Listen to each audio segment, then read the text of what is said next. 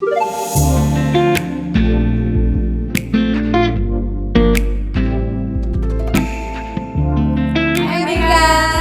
Welcome to our podcast.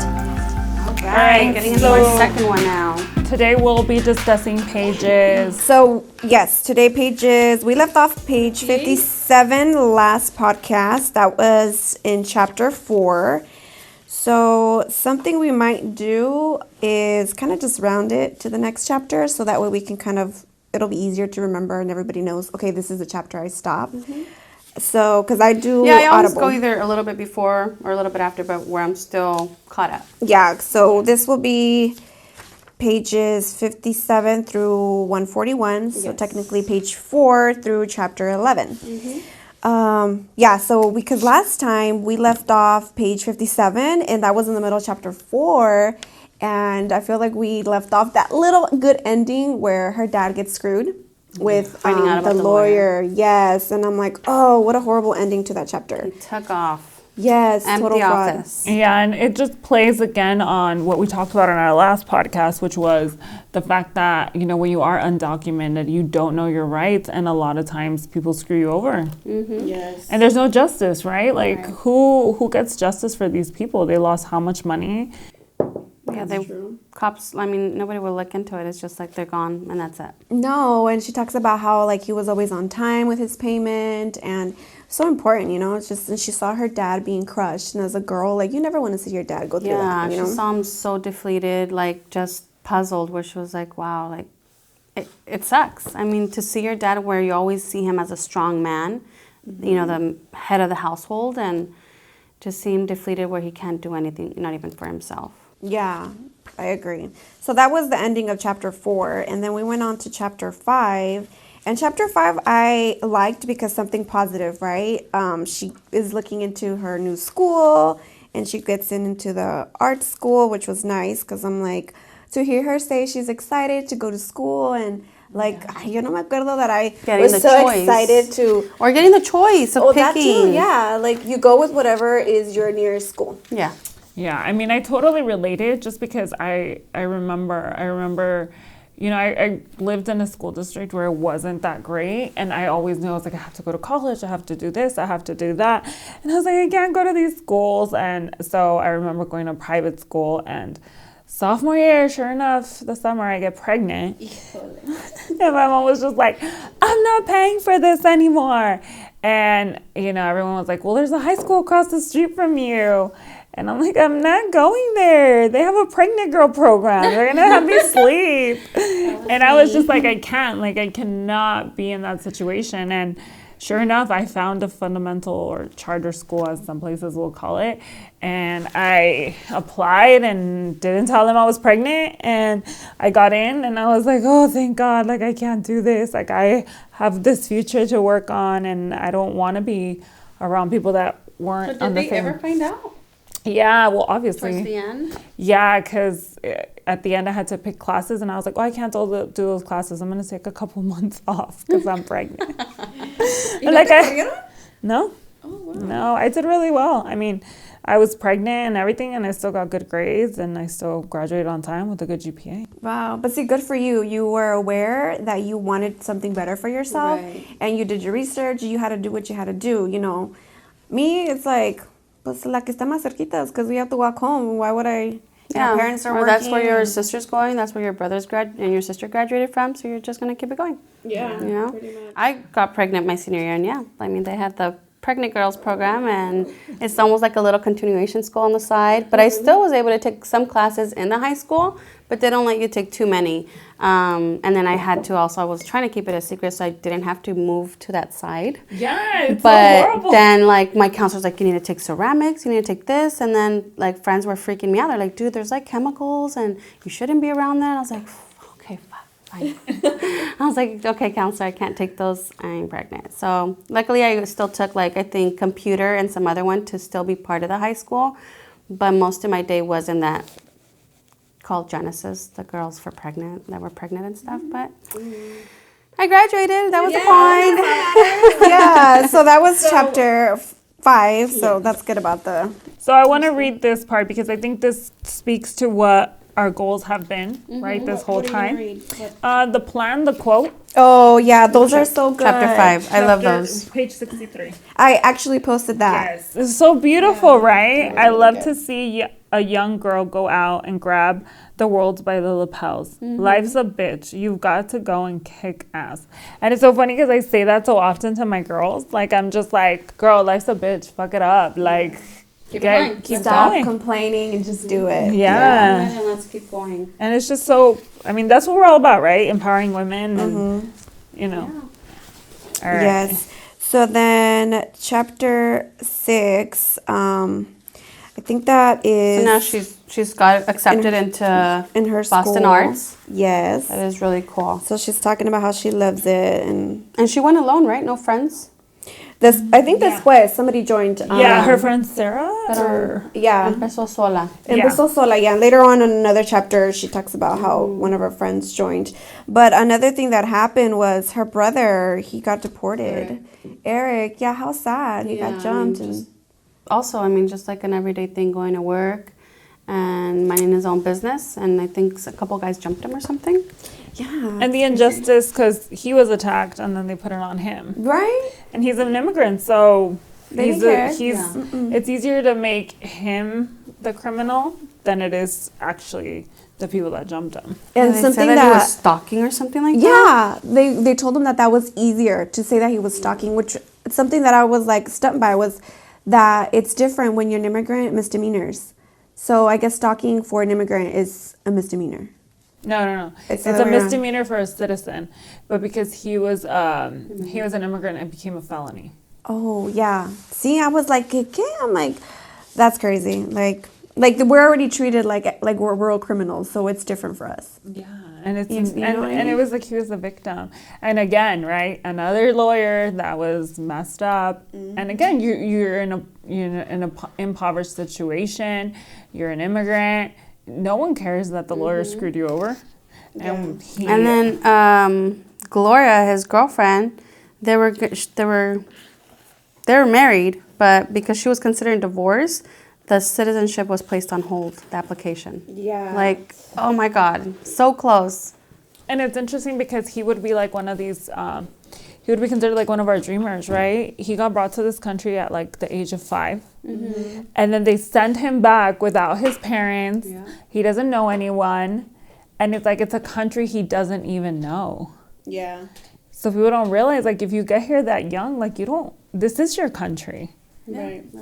Yeah. It's like that's all they know. Yeah, something that also I was like, what the heck? La señora, 'cause you know how the mom's in the kitchen and she tells her that she had a dream, her weird dream, and like I guess the lady, I mean, it doesn't say que es una bruja, but I would be like, what? Que le dijo she dreamed about a pond of dead fish. Oh, yeah. And I guess it means something like, you know, something's gonna ¿Qué dijo que happen. iba a pasar? What did she say was That gonna was happen? on page 79.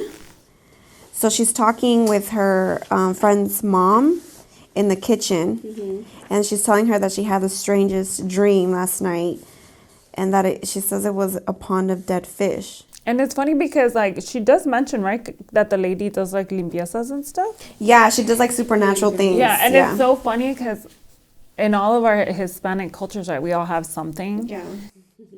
La mala suerte. Yeah, they say all that on that page. So. I know, And hey, the dad, he won money, so it's like, ooh, So- it could be true. well, they were saying, like, that countered it. They're like, oh, well, if he won money, then that means the dream isn't true. Because it's dead fish, which was a negative, like, omen. How do you guys feel about all of our, like creencias, right? Like, all these little beliefs. Do you guys believe some of this stuff? I wasn't brought up on it too much. My mom's Christian, so we didn't. But like my dad's side's Catholic, so we would see some, like my aunts would bring us, the pulseritas del ojo. Sí, no, amiga, mal de ojo, sí, Or sí, sí. ciertas tías. I have my red bracelet right now as we speak. Yeah, or ciertas tías nos decían, pues está llorando mucho, que le hagan una limpia con el huevo. So here and there, like also when I had my first son, I wasn't brought up in it too much, so I didn't think I would go and do that, but his dad and his mom would do the limpias herself. So nomás se escuchaba a mi niño llorar y tráemelo. Y ahí está con el huevo doing it, and I'm just like, whatever, I was It's so 18, true. so yo la dejaba hacer lo que quería. Yo también creí until I had my little one because same thing, pero Pero- la niña tiene esto y esto y let me help you. Pero mira, ya You know tengo what's mi funny, second y mi though? third, nunca una limpia, niño está bien. But you know what? You know so what's weird. funny? Yeah. You know what's funny though? Not just that, but like, I remember being younger, and when I had my son, I didn't believe in any of it because I was a teenager. And as I've gotten older, I'm just like, I know, un tecito, una sobada. Like as I get older, I believe it more. Like I'm like, I Something more natural. yeah, than- like I think I believe more as more I get as I'm older. getting See. older. Like I'm like, well, they Even said my that- daughter, like, tiene una tos or whatever, it's not mom can have medicine. Yeah, Michael Lolita, wants a tecito. And I'm Michael like, will "Sí." be like, "Ma, can you make me tea? I'm sick." Like he already knows. Like he knows he needs his hot tea. Can you call Grandma? She can make that gross tea because it helps. And but I remember when I was like 18 or 16, I was like, none of that shit is true. And now that I'm older, I'm like, oh my God, it's so true. I can rezarle. Yeah, or they would like get a hiccups or something, le ponían como un listón rojo. Yeah. Or les haces una cruz en el pie. Oh, de yeah. saliva. La saliva. You see? No, yeah, we can go on and on with these. Forever. With these things. Yeah, so that pretty much wrapped up chapter 6. So the next chapter is Where the intense yes. So chapter 7, when her parents, both of them, get deported. Yeah. How scary. It was intense. It was. Just the Like, way everything happened. She recalls, like, just everything just didn't seem right, as starting from the morning, leaving the house, not wanting to really say bye to mom or something, or being upset, right? Rushing. Right. It was a bad morning. Yeah. That's true. And then as soon as she called, like, it's crazy because as soon as she called, she knew something was wrong, right? Because at the beginning of the book, it starts with her calling and running. Remember that? Right at the beginning, and then this is actually where she goes into it, and it's just like it's intense. I think I don't know. Like I've had some really crazy things happen to me, and I remember feeling odd that day. Yeah. I remember feeling like something was wrong and not listening to that intuition or not knowing what it was. However, I knew something was wrong. Something was coming. And I think, the dream and then her having that morning and just Pues dicen que la lotería te trae mala suerte, ¿ves? No, pues that's why I don't buy the tickets. No hay que comprar. Mejor tú gana y me das. Yeah, but this, and she goes into so much detail, like whether donde dejó su mamá, her apron and her dad's boots, and it's just Los plátanos ahí nomás like half started on the stove. stove. No salsa music was playing. Everything was just off. Yeah, it was way off. Y luego para acabarla vino la horrible neighbor, que ni la sí, quiere. Que ni la quiere, but she came in to check up on her. Yeah. And she was just shocked. From there, just like everything was foggy. It just seemed so surreal. It was. I cannot even imagine, like, just even from like a brother to mom and dad. She broke into the parents' room just to try to see what was in, if they were even in there. Yeah. I mean, and then just starting to pack up for them. Like, I wouldn't even know what to pack. Like, and it was crazy because, I've mentioned it before how I've told patients, I've said, I don't want anyone to live in this panic, because she describes it so much throughout the book, and this fear that they're gonna get deported. And later on, I'll read a quote that really stood out to me, because this is what I tell a lot of my patients or my clients. It's like, yes, you're undocumented, and the reality is you could be taken any day. And like I posted, right, have a plan, be ready, make sure that you have something signed so that your child is protected, so that they don't go into foster care, because if you do not take those steps, that's the risk they run, right? And it was just like, it is a reality.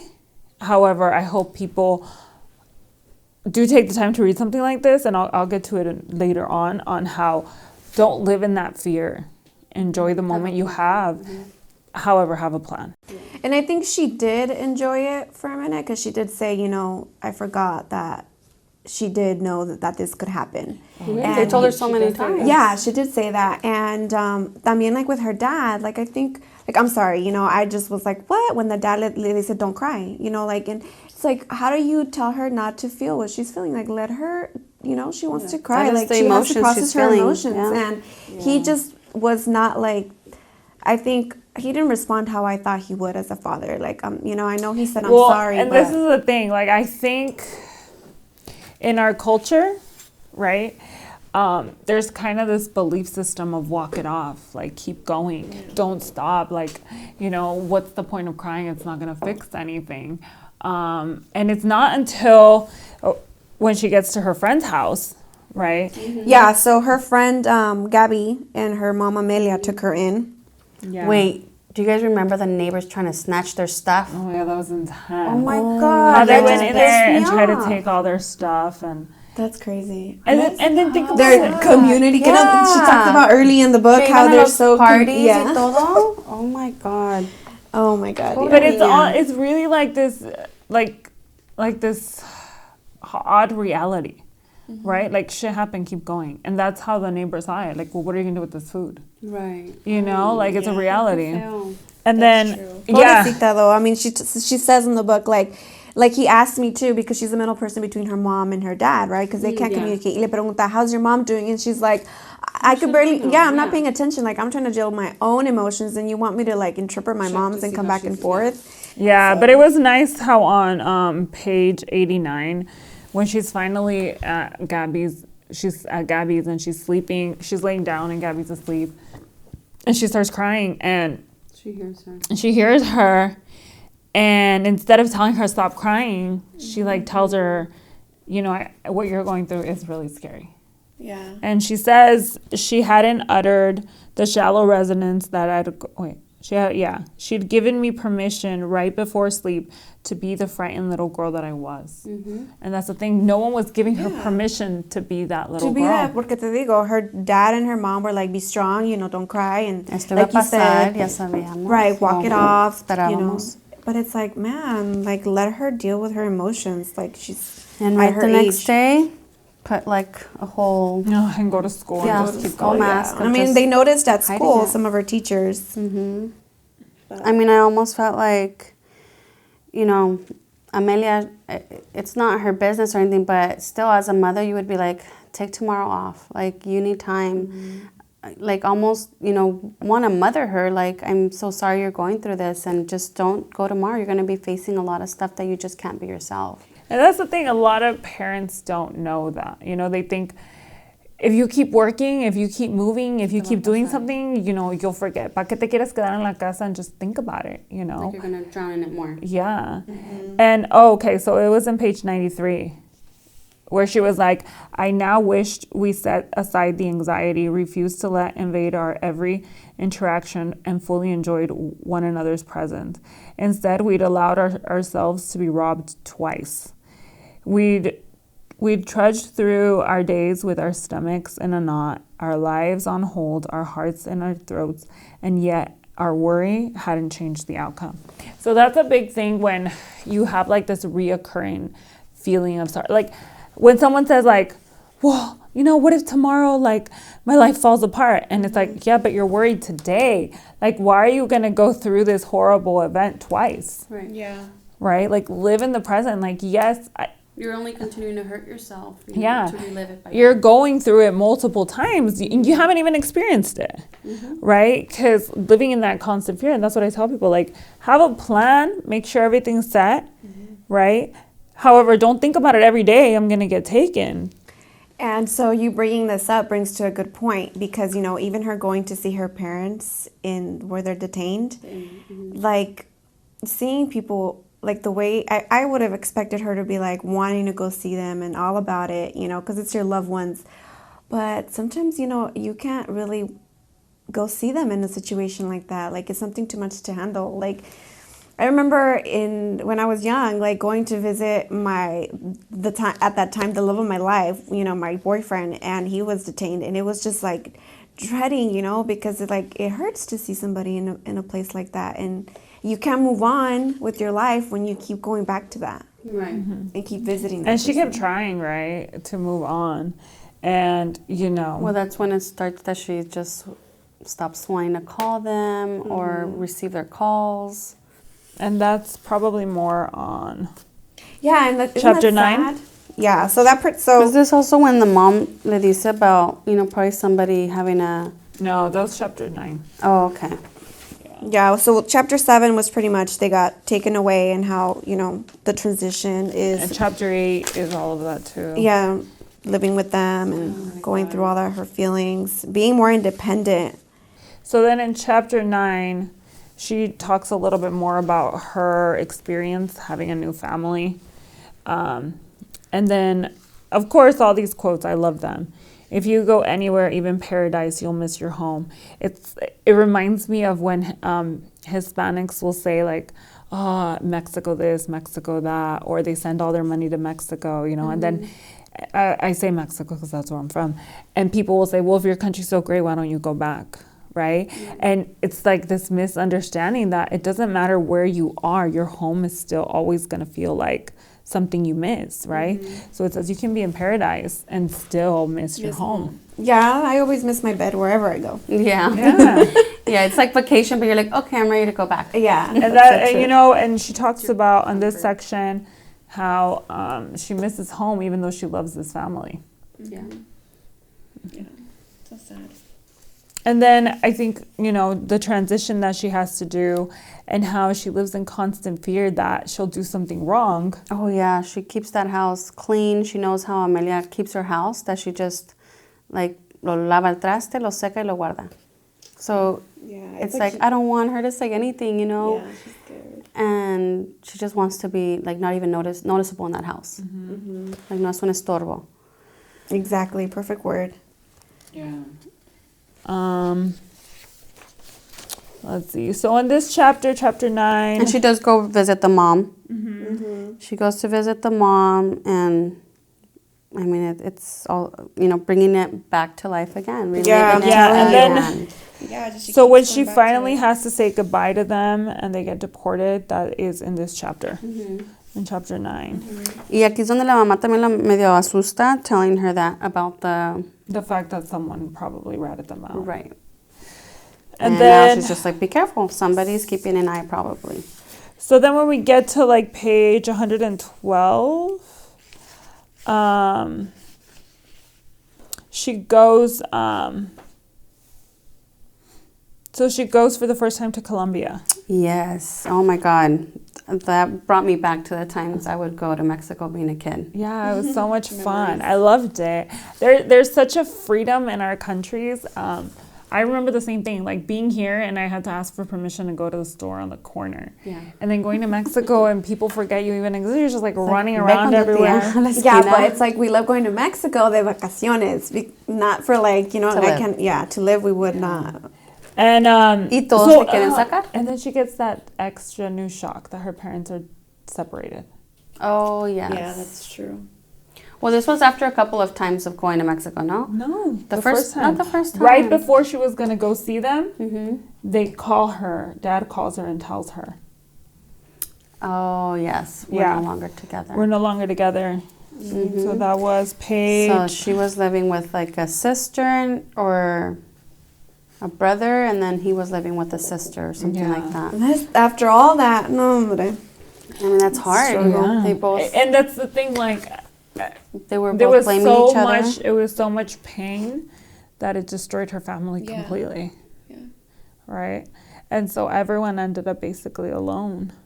And it's so sad because she talks about how when she's there, she doesn't even, she has the opportunity to hang out with her parents and she doesn't even want to.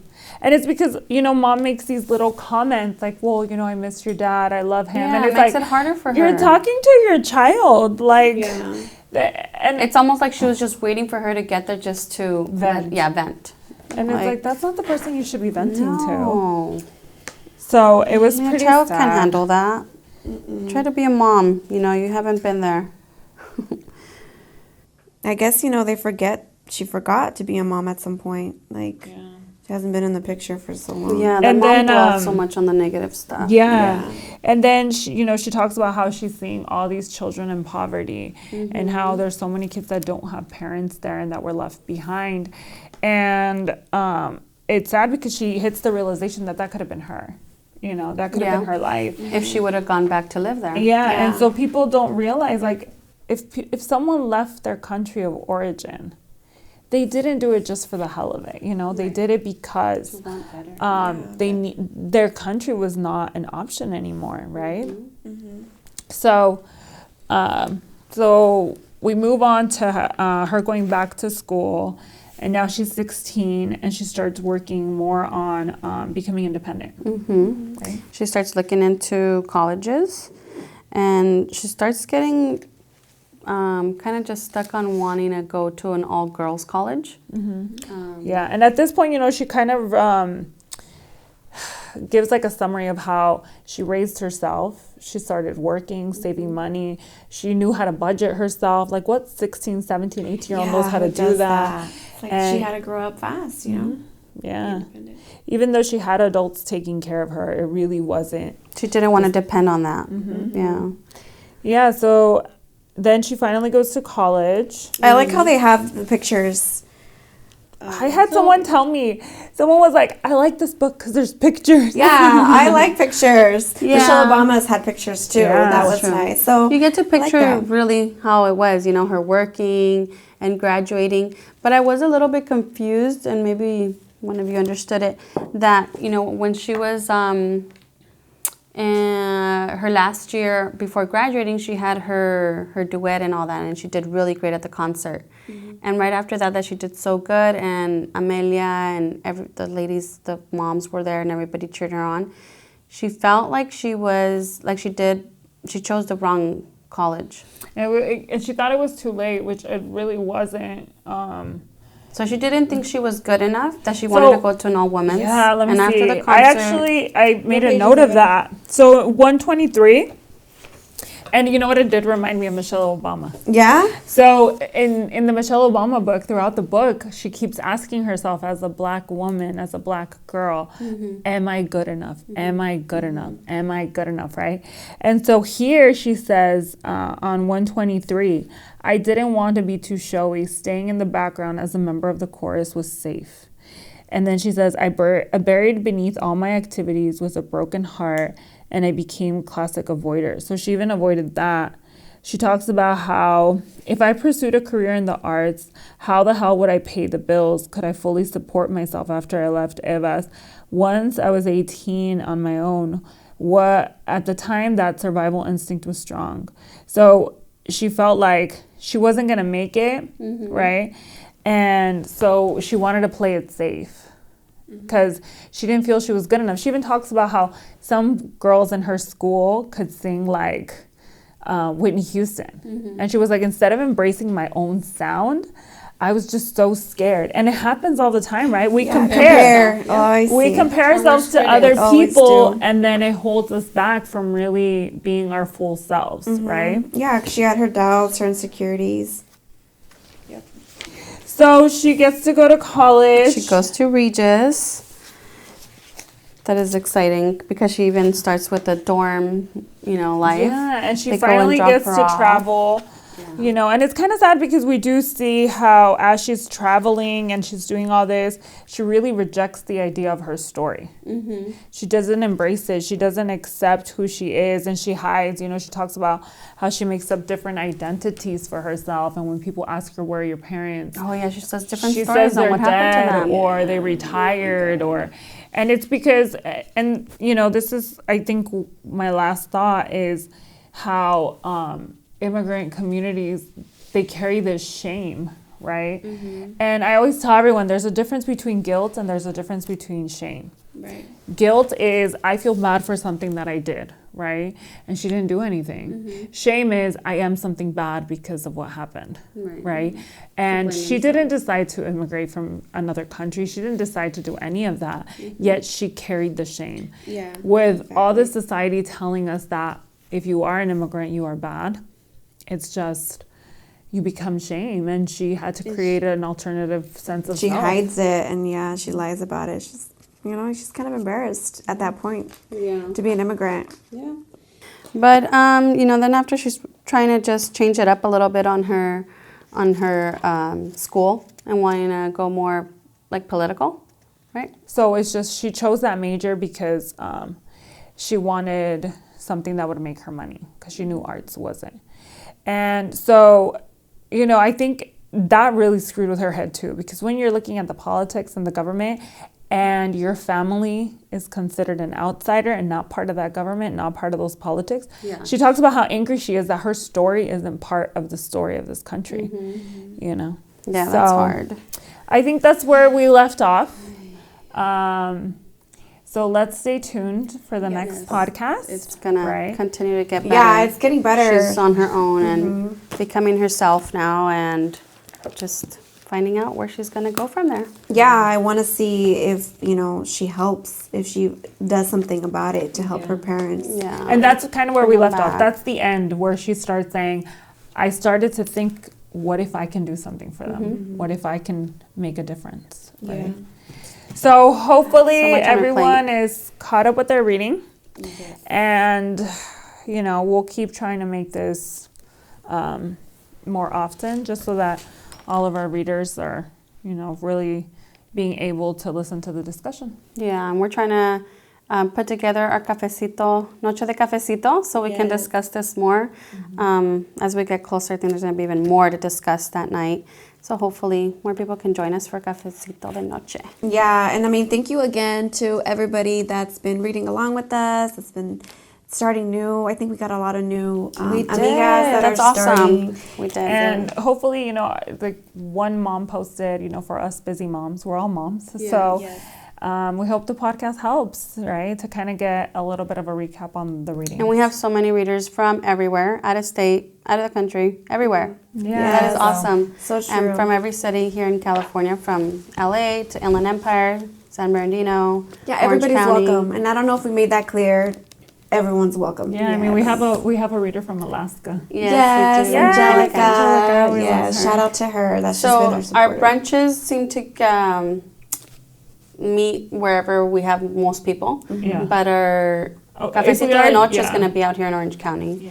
But people just let us know, where do you guys want us to meet, and we can make that happen. And we do these polls for a reason, because it's not about what we want, what's convenient to us. We always obviously want to consider what works for our amigas, our readers, and that's why we do these polls. So I just want to remind everybody, like, if you see a poll, like, don't skip.